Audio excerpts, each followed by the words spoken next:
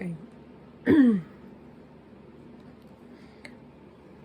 My goal today was not to do devotions or whatever, talk to God and pray and all that, just to be able to speak to somebody else about it. I actually only wanted to get something for myself out of it today.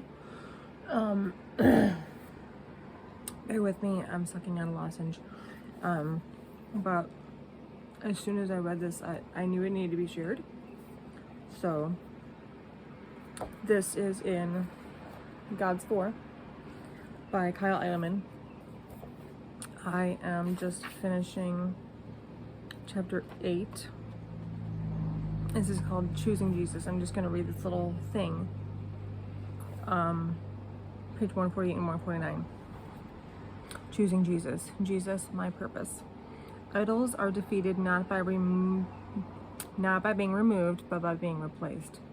The God of success whispers to us, "Don't you want to be king of the hill?" "Which hill?" we asked. "Any of them. All of them," he smiled.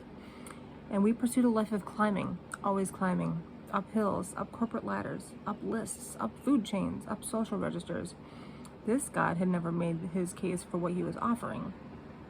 But along the way, climbing, working, earning, and achieving became ends in themselves. It was no longer about what we could do, but about whom we could outdo. If we were honest, we would have to say that it wasn't for the Lord or even for others that we worked, but for ourselves. And we had several unhappy surprises.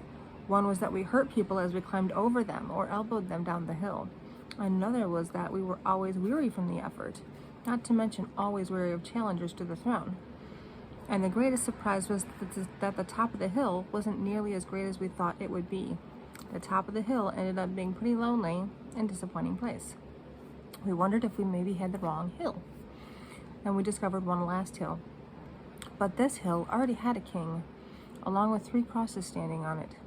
And he extends us a simple invitation. Come and follow. As we follow him, he turns success on its head. The first will be last, and the last will be first.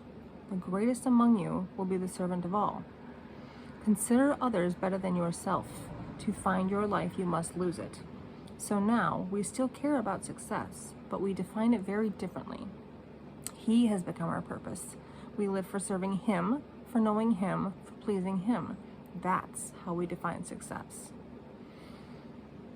And that has to be shared.